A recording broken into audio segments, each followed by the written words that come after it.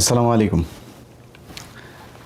বাংলা এডিশনকে ধন্যবাদ জানাচ্ছি। শুরুতেই আপনারা জানেন যে বাংলাদেশের ক্ষমতাশালী সরকার, যেই সরকার ক্ষমতায় আসার পেছনে আমাদের কোনো মেহনত নাই, আমাদের কোনো এফোর্ট ছিল না। সেই সরকার আমার ফেসবুক পেজ বাংলাদেশে ব্লক করে রেখেছেন। তারপরে গেল 15 বছর শেখ হাসিনা সরকার যেটা পারেন নাই, ইউটিউব চ্যানেল, সেটাকেও তারা বিশেষ ক্ষমতা বলে 90 দিনের রেস্ট্রিকশনে দিয়েছেন। তারপরে ফেসবুকের আগের যে পেজটা ছিল আমার, যেটা ভেরিফাইড পেজ, সেটা সাসপেন্ড হয়েছে। সেটা সাসপেন্ড হওয়ার পেছনে অনেকগুলো কারণ আছে, কারণ এটাতে আমার অনেকগুলো ভায়োলেশন ছিল আগে। এমনিতে আমি কখনোই ফেসবুক বেশি দিন চালাইতে পারি না। একটা আমার 6 মাসের, এইটাই মনে হয় সবচাইতে বেশি দিন ছিল, প্রায় 6 মাস 7 মাস মতো ছিল। এতদিন করতাম আমার কোনো পেজ থাকে না। যাই হোক, তো শেখ হাসিনা সরকার এত চিঠি লিখেও আমাদের দেশকে মেটা থেকে কখনো ব্লক করাইতে পারে নাই। অথচ ডক্টর মোহাম্মদ ইউনূস, তিনি তার যে ক্ষমতা আছে এটা আমি নিজে টের পাচ্ছি। তিনি তো ক্ষমতাশালী, এটা অস্বীকার করার কোনো কিছু নেই। এই যে আপনি বিভিন্ন জায়গায় বড় বড় অলিম্পিক সহ শান্তিতে নোবেল পাওয়া থেকে শুরু করে সবখানে, এগুলো তো আর এমনি হয় নাই। মানে লবিং ছাড়া এগুলো আপনি মনে করেন না যে মানে ডক্টর মোহাম্মদ ইউনূস বা যারা নোবেল পেয়েছেন, শান্তিতে বিশেষ করে যারা নোবেল পেয়েছেন, তাদের মানে দেখেই বোঝা যায় যে এ পাবেই, এরকম কিছু না। এদেরকে লবিং করে তারপরে করতে হয়। তো এই যে নোবেল পেয়েছেন এবং অন্যান্য কিছু করেছেন, এই যে আপনার যে ক্ষমতা এবং আমার উপরে আপনি যে ক্ষমতা প্রয়োগ করছেন, এটাতে আমি বুঝতে পারছি, দেশবাসীও বুঝতে পারছে যে আপনার অনেক ক্ষমতা আছে। কিন্তু ভাই, এই ক্ষমতাটা একটু আবুধাবিতে খাটান না ভাই। এই যে আপনি যে চেয়ারটায় বসেছেন না, ডক্টর মোহাম্মদ ইউনূস, আপনি পৃথিবীতে বিশাল কিছু হইতে পারেন, কিন্তু এটা সত্যি কথা বলি, বাংলাদেশের প্রেক্ষাপটে আপনি জীবনে কোনো জায়গায় এমপিও হইতে পারবেন না। এখনও নির্বাচনে দাঁড়ান, কী হবে আমি জানি না। 5 তারিখের পরে বাংলাদেশের মানুষ আপনাকে ভীষণ সম্মান দিয়েছে, ভীষণ সম্মান। আমি গেল কয়েকদিনে বহু আমার শুভাকাঙ্ক্ষীর ফোন পেয়েছে যে ভাই, ডক্টর মোহাম্মদ ইউনূসকে আপনার গালাগাল করা ঠিক হয় নাই। ডক্টর মোহাম্মদ ইউনূস, উনি আসলে খুবই ভালো মানুষ, ওনার আসলে কিচ্ছু করণীয় নাই। তো এই আলোচনায় পরে আসি। তো এগুলো শুনতে হয়েছে। আপনার ভালোবাসে মানুষ, আপনাকে প্রচণ্ড ভালোবাসে। তো আপনি এই যে বিশাল ক্ষমতাটা দেখাচ্ছেন, এই ক্ষমতার কিছুটা আপনি আবুধাবিতে একটু দেখান না, বলেন না যে ওদেরকে ছেড়ে দিতে। কারণ আপনি বাংলাদেশে যেটা বললাম যে আপনি এমপি হইতে পারতেন না কখনোই। আপনি এই যে চেয়ারটায় বসেছেন, এই আবুধাবির মানুষগুলোর মানে বিশাল ডেডিকেশন ছিল। তারা জানে যে মিডল ইস্টের এইসব গলফ কান্ট্রিগুলোতে এগুলোতে এইভাবে আন্দোলন করা যায় না। তারা আন্দোলন করে আপনাকে বসিয়েছে।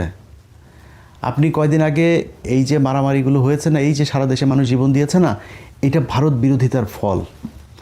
এই ভারত বিরোধিতার ফসল আপনি, এই ডক্টর ইউনূস, আপনি ঘরে এনেছেন। তো এই যে ভারত বিরোধিতা করে মানুষ জীবন দিল, শেখ হাসিনাকে ভারতে পাঠাইলো, এত কিছু করলো, তো আপনি এই মানুষগুলিরে ভারত থেকে বাঁচাবেন না? আপনি চীনে গেলেন, চীনে গিয়ে তারপরে নাকি 6টা বিশেষায়িত বিভাগীয় শহরের হাসপাতাল নিয়ে আসলেন আপনি। সে হাসপাতাল কোথায় ভাই? আপনি কয়দিন আগে তাদের পেঁয়াজ পচে যাচ্ছে, পেঁয়াজ নিয়ে আসলেন। আপনি তাদেরকে শেখ হাসিনা যে পরিমাণে ইলিশ দিত তার চেয়ে ডাবল ইলিশ দিলেন। আপনি আদানির বিদ্যুৎ এখনও পর্যন্ত আনেন। আপনার সিকিউরিটি অ্যাডভাইজার এখনও ইন্ডিয়াতে যায়, গিয়ে তারপরে তাদের সাথে বৈঠক করে, তাদের অজিত দোভালের সাথে বিভিন্ন দেশে তিনি বৈঠক করেন।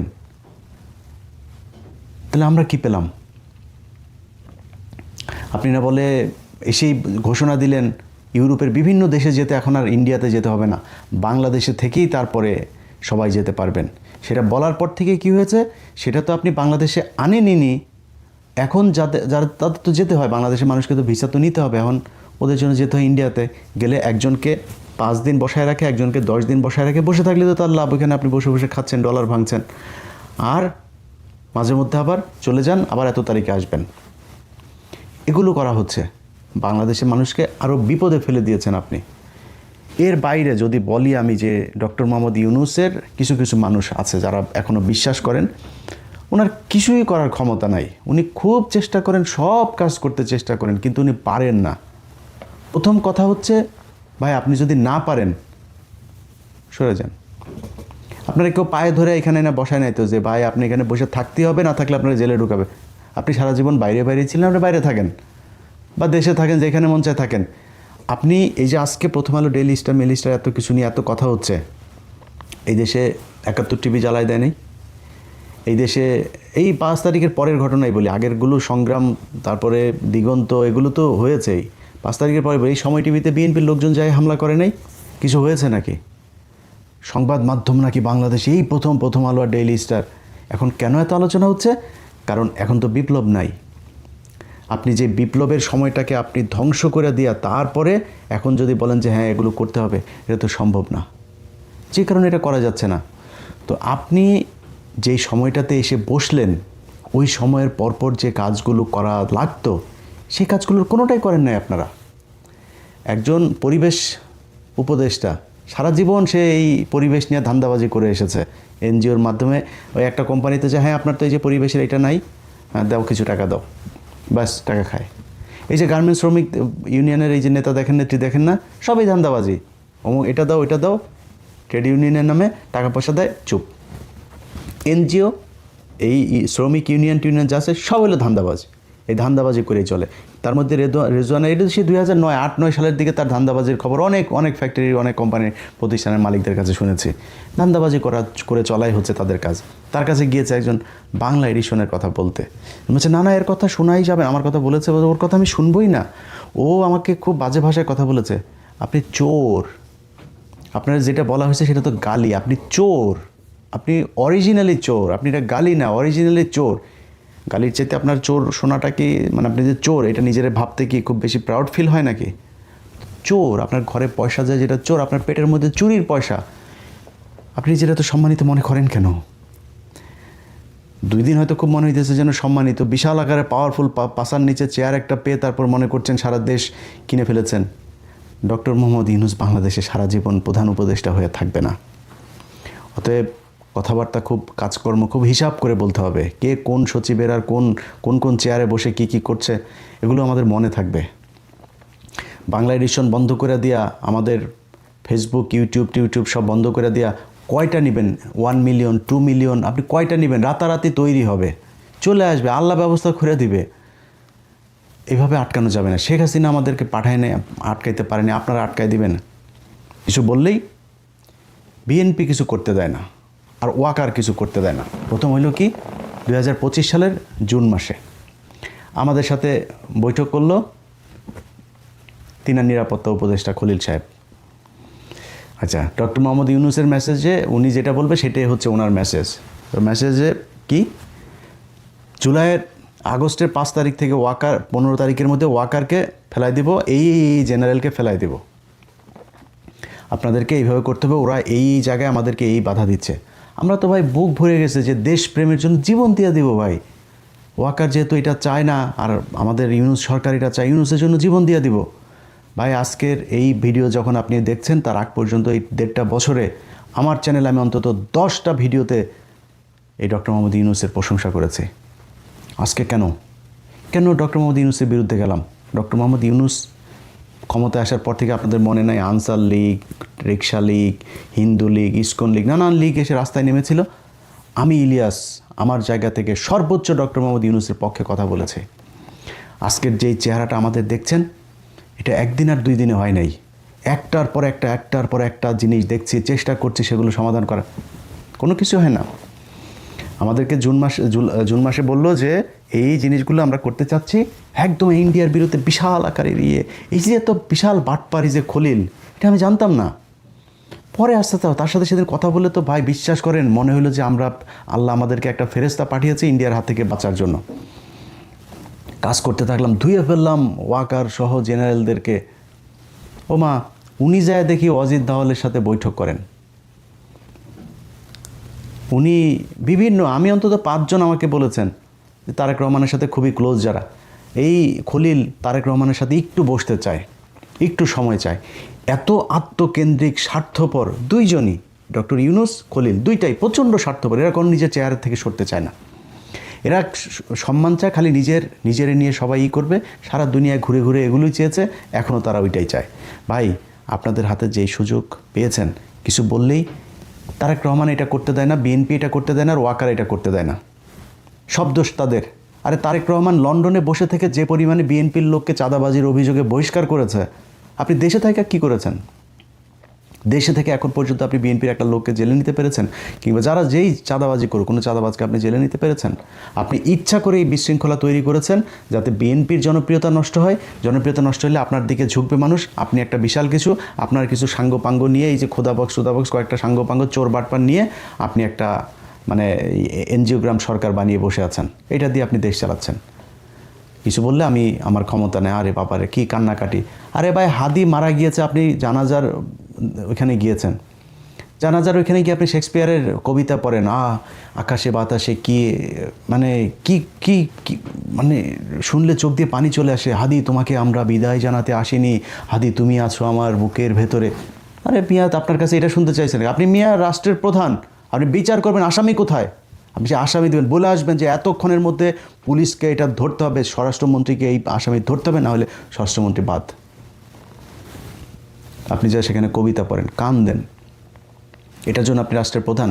আপনি কিছুই পারেন না, তো কিছুই যদি না পারেন ভাই সরেন, আপনার থাকতে বলছে কে? আপনি এখানে থাইকেই যে বিপ্লবটা যে ধ্বংস করে দিলেন, এখন কালকে বিএনপি ধরেন ক্ষমতায় আসবে, কালকে বিএনপি ক্ষমতায় এসে কী পাবে? একটা দেশের মধ্যে চোর বাটপার সব এগুলি দেয়া দেশ ভরা, তো কী করবে বিএনপি?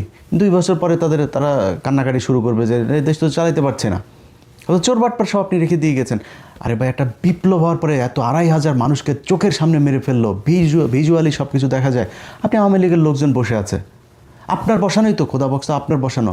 আপনি এইটুক পারেন নাই যে আওয়ামী লীগের এই যে যারা যারা হয়েছে, নিহত হয়েছে, এই মামলাগুলো হয়েছে, মামলার আসামিদেরকে সব ধরতে হবে?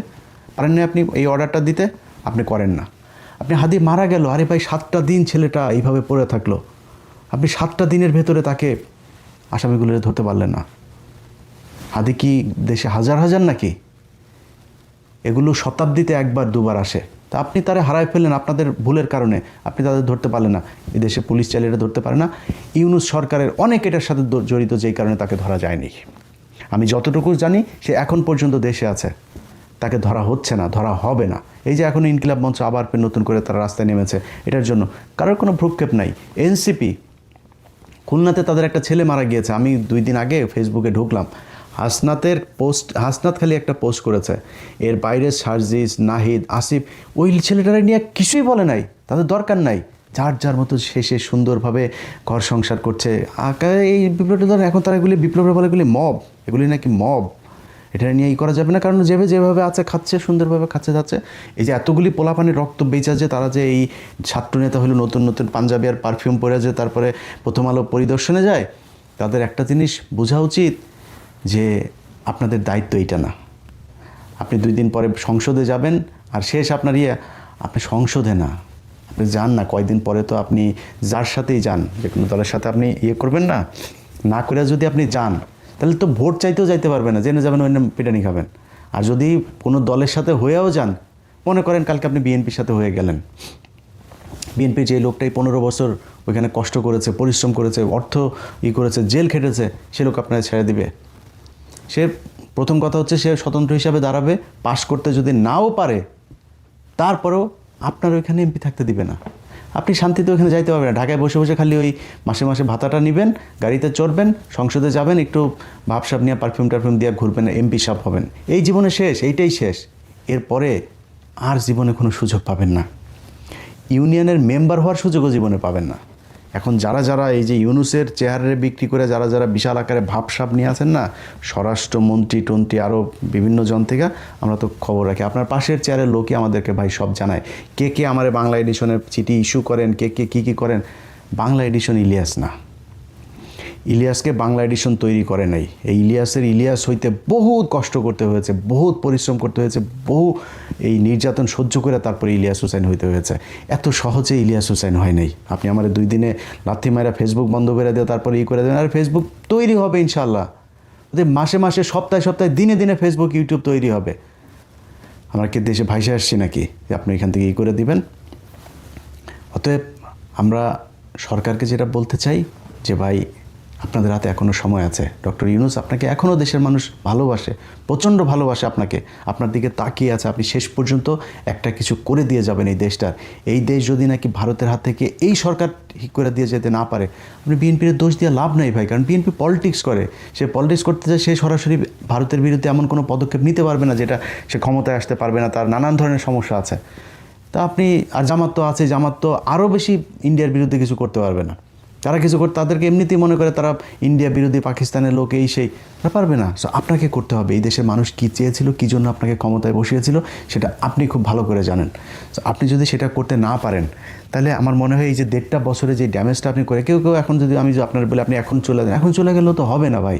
আপনি যে ড্যামেজ করে দিয়ে গেলেন, এই ড্যামেজ ঠিক করবে কে? এখন প্রথম আলোর বিরুদ্ধে ব্যবস্থা নিতে গেলে, আরে ভাই প্রথম আলোর বিরুদ্ধে ব্যবস্থা নিতে গেলে প্রথম আলো, ছায়ানট, উদীচী, এগুলো তো বাংলাদেশের কোনো প্রতিষ্ঠান না, এরা ইন্ডিয়ান প্রতিষ্ঠান, এটা পত্রিকা অফিস না, এটা ইন্ডিয়ান গোয়েন্দা সংস্থার একটা শাখা অফিস বাংলাদেশে বসিয়েছে। আপনি প্রথম আলোরে নিয়ে যা মনে চায় বলেন, পত্রিকা অফিস, এটা একটা গণমাধ্যম, এই সেই। তো গণমাধ্যম ঠিক আছে, তো বাংলা এডিশন কি জঘন্য মাধ্যম নাকি? বাংলা এডিশন কি? বাংলা এডিশন এই গত 1.5 বছরে যা করেছে, খুঁজে নিয়ে দেখেন, নিউজগুলো দেখেন যায়। ছোট্ট একটা 40-50 জন একটা টিম যা করা হয়েছে, এটা বাংলাদেশের অনেক গণমাধ্যম, কোনো গণমাধ্যম করতে পারে নাই, কোনো গণমাধ্যম সেটা করতে পারে নাই। আমরা সেটা করেছি, করে দেখিয়েছি যে সম্ভব কথা বলা এই দেশে। আর প্রথম আলো এখন আপনারা বিশাল গণমাধ্যম। তো প্রথম আলো যে খুনের সাথে জড়িত, প্রথম আলো মিথ্যা তারেক রহমানের বিরুদ্ধে কথা বলেছে, খালেদা জিয়ার নাকি পাকিস্তানে কানেকশন আছে, তারেক রহমান নাকি কোন কোন কোন জঙ্গি সংগঠনের সাথে তাদের নাকি সম্পৃক্ততা আছে, তারা নাকি বসুন্ধরার কাছ থেকে 100 কোটি টাকা চাঁদা চেয়েছে, খালেদা জিয়া নিজে পাঠিয়েছেন টাকা আনার জন্য, এগুলো লিখেছে। জঙ্গি মানুষকে, আলেমদেরকে জঙ্গি বানিয়ে তাদেরকে ক্রস ফায়ারে দিয়েছে, গুম করেছে, গুমের সময় কনফারেন্সে কথা বলেছে তারা, ভিডিওতে পাশে বসে থেকে ইন্টারভিউ নিয়েছে, সন্তোষ শর্মা, ইন্ডিয়ান হাই কমিশনের লোকজন নিয়ে এগুলো নিয়ে কথা বলেছে। তাদের ব্যবস্থা নেবেন না? আজকে আপনি বলেন কোনো কিছু হইলেই অস্থিতিশীল পরিস্থিতি তৈরি, আর ব্যাটা অস্থিতিশীল আপনারা তৈরি করেছেন, আপনারা অস্থিতিশীলতা তৈরি করেছেন, এই জন্য অস্থিতিশীল। আমার চোখের সামনে দিয়ে যখন দেখি যে আওয়ামী লীগের, ছাত্রলীগের, যুবলীগের লোকজন ঘুরে বেড়ায়, যাদের বিরুদ্ধে 4টা-5টা করে মামলা, পুলিশের ভেতরে এখনও 4-5টা মামলার আসামি, তারা এখনও পুলিশে চাকরি করছে, অফিস করছে, সময় টেলিভিশনে একটার পর একটা সাংবাদিক, যেগুলো হাসিনারি করেছে, এক টেলিভিশন থেকে আরেক টেলিভিশন, এখন ওই গ্লোবাল টেলিভিশন, ওই স্টার টেলিভিশন, নানান টেলিভিশনে আওয়ামী লীগের লোকজনকে এগুলো কি করা হচ্ছে, এটা এখন কোনো ব্যাপারই না। এটা এখন পান্তা ভাত হয়ে গেছে, এমন একটা অবস্থা, তাদের বিরুদ্ধে কোনো আর ব্যবস্থা নেওয়া যাবে না। এই জন্য এতগুলো মানুষ মারা গিয়েছে নাকি? আপনি আসবেন, সুন্দর করে বসবেন, খাবেন দাবেন, ঘুষ খাবেন, সব কিছু চলবে আগের মতো। এই জন্য দেশ স্বাধীন হয়নি। দেশ আমি আমার জায়গা থেকে ততদিন এইটা মনে করব যে বিপ্লব চলমান থাকবে, যতদিন এই দেশের জাতীয় সঙ্গীত, চুরি করে আনা জাতীয় সঙ্গীত, এই জাতীয় সঙ্গীত পাল্টাইতে হবে। এই দেশে 16ই ডিসেম্বর আমার সাথে দেশপ্রেম দেখাইতে আসেন না। 16ই ডিসেম্বরে আপনি বিজয় দিবস মনে করেন, 16ই ডিসেম্বরে আমি আপনার চাইতে বেশি বিজয় দিবস মনে করি যেদিন মোদি তার ফেসবুকে পোস্ট করে বলা শুরু করবে যে 16ই ডিসেম্বর বাংলাদেশের বিজয় দিবসে বাংলাদেশকে শুভেচ্ছা। এই যে মাঝখানে জুতা নিয়ে তারপরে করলাম না, আপনি তো পশুর মতো পৃথিবীতে আসছেন, হাগেন, খান, মুতেন, শেষ। তার একদিন আগে এই সরকার একদিন আগে তারা ভারতে 21 জন লোক পাঠানোর সরকারি সিদ্ধান্ত নিয়েছে। সে 21 জনের মধ্যে সেনাবাহিনী আছে, সরকারের লোক আছে, সব মিলে 21 জন যাবে বিজয় দিবস পালন করতে। আরে বেটা, বিজয় দিবস, আমার দেশে ভারত আসবে, আমি কেন তার দেশে যাব? তার বাংলাদেশের আর পাকিস্তানের আলাদা করার জন্য সে যে ভারত পাকিস্তান কেন যুদ্ধ করেছে এগুলো আমরা জানি, এগুলি বাদ দেই। আমার দেশ তো স্বাধীন হয়েছে, আমরা এখন স্বাধীন দেশ। সে আমার যুদ্ধের সময় ভারতের অনেক সেনা মারা গিয়েছে, আমরা মেনে নিচ্ছি, সে আমার দেশে আসবে, আমরা তাকে ইনভাইট করব। আমার লোক যাচ্ছে ওই দেশে, বিজয় দিবস কার? আমি 16ই ডিসেম্বর 1971 সালে দেখলাম যে এইখানে জেনারেল অরোরার কাছে জেনারেল নিয়াজি কাগজ সাইন করে দেওয়া যাচ্ছে। এখন আবার ভারত বলে আমাদের বিজয় দিবস, বাংলাদেশের নামটা পর্যন্ত বলেনি তার ফেসবুক পোস্টে। আর আপনি আমার উপরে এসে চেতেন, আমার দেশপ্রেম শিখান। এই দেশের প্রতি প্রেম দেখাইতে গিয়ে জীবনের বহুত কিছু হারিয়েছি, আপনি আমার দেশপ্রেম শিখান। আপনি যেসব চিটার, বাটপার, ছোট লোক, এক একটার অবস্থা দেখলে বিরিয়ানির দোকান থেকে টাকা খায়, ওই মানুষের কাছ থেকে বিকাশে টাকা খায়। ওই এক মহিলা আছে, কি মেঘনা আলম না কি আলম, এটা সৌদি এক দূতাবাসের কর্মকর্তা, তার বাসায় কাজের বুয়া হিসাবে ঢুকেছে, কাজের বুয়া হিসাবে ঢুইকা তারপরে ব্ল্যাকমেল করে টাকা পয়সা দেয় না দেখে এখন তার বিরুদ্ধে এক মামলা। তো এরা তো এগুলির করে না, তাড়াতাড়ি তারা লোক নিয়ে গিয়েছে। আরেকটা আছে ওই যে নীলা ইসরাফিল, এই নীলা ইসরাফিল কী করেছে, এই হাসান আরেফ ভদ্র একটা লোক, আমার রাত 3টা 4টা সারাদিন আমার কাছে ওগুলি এখনও হিস্ট্রিতে আছে হোয়াটসঅ্যাপে, ওরে বলি না আমার সাথে চ্যালেঞ্জ করতে, আমার হোয়াটসঅ্যাপে আছে, 10 দিন ফোন করলে একদিন করতাম না, এই সারা রাত ভাই আমাকে হাসান আরিফ মেরে ফেলছে, আমাকে হাসান আরিফ লাগাইতে চায়, আমাকে হাসান আরিফের ছেলে জোর করে লাগাইতে চায়, এই তারা খালি লাগাইতেই চায়, এরপরে এসে তুষার তারে লাগাইতে চায়। তা আমি হঠাৎ করে হাসান আরিফ লোকটা মারা গেল, পরে ওর ফ্যামিলির একজনের কাছে শুনলাম, আমার ফোন দিল, এই লোক ইউরোপে থাকে, বললো ইলিয়াস ভাই আপনি কি জানেন যে এই লোকটা কেন মারা গেল? বললাম কেন? ভাই এই এর ছেলের বউটার এটার অত্যাচারে মারা গেল, আর এই যে অপমান অপদস্থ করেছে না, এটা লোকটা নিতে পারে নাই। কি বলেছে যে ও শ্বশুর নাকি ওরা লাগাইতে চায়, জঘন্য কথা। আমার খালি সে ভাই প্লিজ আপনার সাথে একটা লাইভে আনেন, ভাই প্লিজ আপনি একটা কথা বলেন, তাহলে আপনি আপনার প্রমাণ দেন। 10 দিন পরে একবার ফোন রিসিভ করে আমাকে, হ্যাঁ প্রমাণ পেয়েছেন? হ্যাঁ পেয়েছে, একটা ভিডিও পাঠায়, অডিও পাঠায়, কি পাঠায়, ওইখানে ওগুলি কিছু নাই। হ্যাঁ ভিডিও কলে তার শ্বশুর তার সাথে কথা বলছে, তার ভিডিও কলে আপনার শ্বশুর আপনার বাইরে গিয়েছে, দেশের বাইরে গিয়েছে, আপনার বাড়িতে আপনার বাচ্চাদের হয়তো দেখতেছে, যে ভিডিও কলে কথা বলতে পারে না, একটা স্ক্রিনশট দিয়ে বলে ভিডিও কথা, ভিডিও কলে স্ক্রিনশট দেওয়া মানে কি আপনার লাগাইতে চায়? কি চেহারা তার, আরে বাবারে বাবা হ্যারে কালি লাগাইতে চায়। এখন সে ওই ফিল্টার মারা, তারপরে তোর আসল ছবি আমাদের কাছে নাই, মানুষ দেখে নাই, তুই ফিল্টার মারে আসলেই মানুষ মনে করবে তুই ওইরকম আর তোরে লাগাইতে যাবে। তো এরকম কিছু এই ফুটপাতের কিছু জিনিসপত্র আমার পিছনে লেগেছে। ভাই তুই যেখানে গিয়ে বিক্রি হয়েছিস, ওইখানে ইলিয়াস যদি বিক্রি হতো, তুই বিক্রি হয়েছিস 5 টাকায়, আমি 5 কোটি টাকায় বিক্রি হইতে পারতাম, ইলিয়াস বিক্রি হয় নাই। তুই মনে করছিস যে তুই যেখানে দালালি করে তারপরে করছিস, এটা ওই দালালি আমি করতে পারতাম না? দালালি করার জন্য জন্ম নেই। তবে এই গত 1 সপ্তাহে যা দেখলাম, এই দুনিয়ায় আপনি যদি ভালো থাকতে চান, আপনার কোনো ঝামেলা টামেলা আপনার ঘাড়ে আসবে না। যদি ভালো থাকতে চান তাহলে আপনি যেটা করবেন সেটা হচ্ছে, কিছু চোর বাটপার টাটপার কিছু লোকজন আছে, এগুলি নিয়ে কিছু বলবেন না, চুপচাপ থাকেন, এগুলো ম্যানেজ করতে চাক, এগুলি যেমন ইচ্ছা। আমার নিজেরও দোষ আছে, কিন্তু আমি নিজেও আসলে রিয়েক্ট করি, এটা আমার সমস্যা, আমি এই সমস্যার সমাধান করতে পারি না। আপনি আমার কী করবেন বলেন? কতবার যে নিজের সাথে নিজে যুদ্ধ করি যে এইসব এগুলি নিয়ে কোনো কথা বলবো না। ইভেন যে আজকে যেটুকু বললাম, এটাও কিন্তু আমি ভিডিওর আগে বলেছি, আমি আর কারোর কোনো কিছু জবাব দেবো না। আবার এই দেখেন ভিডিওতে বলে ফেললাম, যাই হোক সরি ভাই, বলবো না আপনাদের নিয়ে, যে যা মনে চায় বলেন গিয়ে আমার নিয়ে, আমি কারোর কথার আর জবাব দিব না। এগুলো করতে গেলে নিজের আসল যে কাজ, ভাই ওদের কাজ কি? ওদের কাজ এই যে বিরিয়ানি দোকান থেকে 2টা টাকা নেওয়া, এই 2টা বিকাশ করলে, ওই যে বিকাশ তারিখ 2টা বিকাশ নেওয়ার জন্য কি আহারে করে টাকা পাঠান, প্লিজ পাঠান। সারাদিন লজ্জার শরম একটা মানুষ কেমনে পারে রে ভাই এগুলি? আমার কাজ তো ভাই ওইটা না রে ভাই। আমি গত 1.5 বছরে ভাই আমি পারি নাই, সবার জন্য করতে পারি নাই, কিন্তু আমি যেগুলি করেছি, যাদের জন্য করেছি, তারা আপনাদের কাছে বলবে একদিন যে ইলিয়াস আমার জন্য কি করেছে, ইলিয়াসের অবদান কি, এটা তারা বলবে। আমার তো ভাই এই কাজ নেই, এই কাজ করতে গেলে আমি ওই কাজ করতে পারবো না। আর এই যে গত 1 সপ্তাহ আগে এই যে খুব দেখিয়েছি, ভাই আপনি তো আমার জায়গায় নাই, তাই না? আমি জানি কি জিনিস নিয়ে কি করতে হয়। এই আসিফ নজরুল ফোন করেছে, যে আমার রেকর্ড আছে সব, ভাই ইলিয়াস ভাই আপনার কি অবস্থা, ভাই ইলিয়াস কি হয়েছে বলেন, হ্যাঁ কী চান বলেন। স্যার কিচ্ছু চাই না স্যার, খালি এই যে আপনি এই মোস্তফা ফারুকি টারুকি যে প্রথম আলোর মালটাল এগুলো নিয়ে আসেন, এগুলো সরান স্যার, কিচ্ছু চাই না আপনাদের কাছে। এই যে অ্যাটর্নি জেনারেল বিশাল ভালো সম্পর্ক ছিল ভাই, হঠাৎ করে তারা মিলে এই দিলীপ আগারওয়ালের ছেড়ে দিল। আরে ভাই এটা রয়ের বিশাল মানে বিরাট সদস্য, এটা খুব গুরুত্বপূর্ণ সদস্য, তারা আপনারা ছেড়ে দিলেন। এই আসিফ নজরুল তার এই আগের যে জজ টজ যেগুলো ছিল, যেগুলো মানে বিশেষ গুরুত্বপূর্ণ ঘটনার সাথে যারা সম্পৃক্ত, খালেদা জিয়ার বিরুদ্ধে রায় দিয়েছে, তারেক রহমান সম্পর্কে বাজে কথা বলেছে, বিভিন্ন সাথে জড়িত, তাদেরকে সে এখনও পর্যন্ত জেলা দায়রা জজ টজ যেগুলো বানিয়ে রেখেছে, গুরুত্বপূর্ণ সব সিএমএম টিএমএম এগুলো পদগুলোতে তাদের বসিয়ে রাখা গেছে। তার পিএস সেটাও ছিল আপনার আগের এই এবিএম খায়রুল হকের পিএস, তাকে সে এনে পিএস বানিয়ে রেখেছে।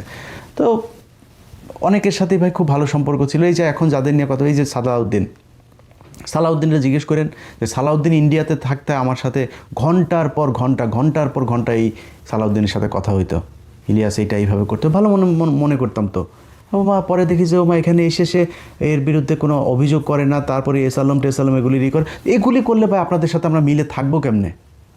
আমি যাদের সাথে করেছি, আমার সাথে আমি চাইলে তাদের সাথে বিশাল ভালো সম্পর্ক রেখে অনেক সুবিধা নিতে পারতাম। নেই এই দেশের জন্য নেই। এটা যদি আমার পাপ হয়ে থাকে, পাপ করেছি। যদি আমার মতো এরকম পাপী দেশে যদি নাকি না থাকে, যেদিন থাকবে না সেদিন দেশ মনে হয় ভালো থাকবে, কোনো সমস্যা নাই। আপনারা ভালো থাকেন ভাই। আপনাদের যারা যারা আমারে নিয়ে, যাদের যাদের ক্ষোভ আছে টোভ আছে ভাই, আপনাদের সবার কাছে ভাই সরি ভাই। আপনারা এই এই আমারে নিয়ে সারাদিন গুতাগুতি করতে থাকেন, কোনো সমস্যা নাই। আমার কাজ ভাই ওইটা না। আপনারা আমার প্রতিদ্বন্দ্বী না। আমি যেই কাজ করি ওই কাজে যদি আপনি আমার প্রতিদ্বন্দ্বী হইতে আসেন, আমি আপনার ওয়েলকাম করবো যে হ্যাঁ করেন। 2টা বিডিআরে জামিন করান, 2টা আলেমরে জামিন করান, একটা পুলিশের একটা সৎ অফিসার তারে এই পানিশমেন্ট দিয়ে এক জায়গায় পাঠিয়েছে, আর একটা অসৎ অফিসার আছে এক জায়গায়, তারা এখান থেকে সরান। এই করেন না, আপনি আমার কাছের লোক থাকবেন। আপনি বিএনপির, আমি লোকেদের বিরুদ্ধে কথা বলি না। বিএনপির সব লোককে আমার বিরুদ্ধে, বিএনপির সব লোকের বিরুদ্ধে আমি কথা বলি। আমার মুখ থেকে এখন পর্যন্ত তারেক রহমানের নিয়ে কোনো বাজে কথা শুনেছেন কেন? বলি নাই। কারণ ভাই আমি বিএনপির তার বিরুদ্ধেই বলি। আমি মানে তারেক রহমানের চাইতে তো আমার সালাউদ্দিনের সাথে বেশি ভালো সম্পর্ক ছিল। আমি সালাউদ্দিনের সাথে যদি ভালো সম্পর্ক রাখতাম, আমি বিএনপিতে এমন কি আছে যেটা পাইতাম না? জানতাম তো, সবই করতে পারতাম। তো রাখি নাই কেন? কারণ ইন্ডিয়া কানেকশন আছে এই জন্য। তো আমার টার্গেট ভাই একটাই, আমার এই বাংলাদেশে আমি পলিটিক্স করি আর আমি সাংবাদিকতা করি, আমার যেইটাই করি মনে করেন, ইউটিউবার হই আর টিকটকার হই আর ফেসবুকার হই, যেইটাই হই ভাই, আমি আমার রক্তের গ্রুপ ইন্ডিয়া নেগেটিভ। আমার এই ইন্ডিয়ার সাথে আমি কোনো আপোষ করতে পারবো না, সেটাই করছি, সেভাবেই চলছি। দোয়া করেন সবাই, আল্লাহ যেন এই দেশটাকে ভারতের হাত থেকে বাঁচায়। এবং ডক্টর মোহাম্মদ ইউনূস, আপনাকে আবারও সবশেষ বলে যায় একটা কথা ভাই, আপনাকে মানুষ এই বাংলাদেশে আরেক বাটপারকে মানুষ ভালোবাসা দিয়েছিল, শেখ মুজিবকে। ওই বাটপার 4 বছরে মানুষে এমন জ্বালাইছে, মানুষ মিষ্টি খেয়েছে সে মারা যাওয়ার পরে। সো আপনারও মানুষ প্রচণ্ড ভালোবাসে, কিন্তু ভাই খালি কথা না, খালি সুন্দর করে কথা বলে দিয়ে আপনি সব কিছু ঠিক করে দিবেন। আপনি যাওয়ার পরের দিন কিন্তু আমরা সব কিছু হিসাব করব যে স্যার কী করে দিয়ে গেলেন। যদি আপনার কারণে, আপনার এই লোকগুলোর কারণে, চোর বাটপারদের কারণে যদি নাকি দেশটা বিপদে পড়ে, এটার জন্য বাংলাদেশের মানুষ আপনাকে ক্ষমা করবে না। আপনাকে সারা জীবনে এই গ্লানি সহ্য করতে হবে। আর যদি আসলেই ভালো কিছু একটা করে দিয়ে যান, কারা কত বিশাল ক্ষমতাশালী আমরা দেখতে চান, আপনার পিছনের থেকে মানুষ যুদ্ধ করার জন্য প্রস্তুত আছে। আপনি ডাক দিয়েন যে আমি এই করতে পারছি না, আপনি বলেন খালি। আপনি না বলে যদি নাকি আপনি নিজেই চোর বাটপারদেরকে সামনে বসায় রেখে তারপরে বলেন আপনি কিছু করতে পারেন না, এটা তো আমরা বিশ্বাস করব না। কারণ আপনি সরকারের থেকে আপনি চাঁদাবাজদের ধরেন না। বিএনপিতে যে কজন চাঁদাবাজ আছে, তারেক রহমান লন্ডনে বসে তাদেরকে বহিষ্কার করতে পারে, তো আপনি দেশে থেকে পারেন না কেন? এই কাজগুলো আপনাকে করতে হবে ভাই। যদি না করেন তাইলে আমার মনে হয় এই বিপ্লবের যেই দায়ভার, যে ব্যর্থতার যে দায়ভার, এই দায়ভারের জন্য আপনি নিজেও দায়ী থাকবেন। ভালো থাকবেন। আল্লাহ হাফেজ।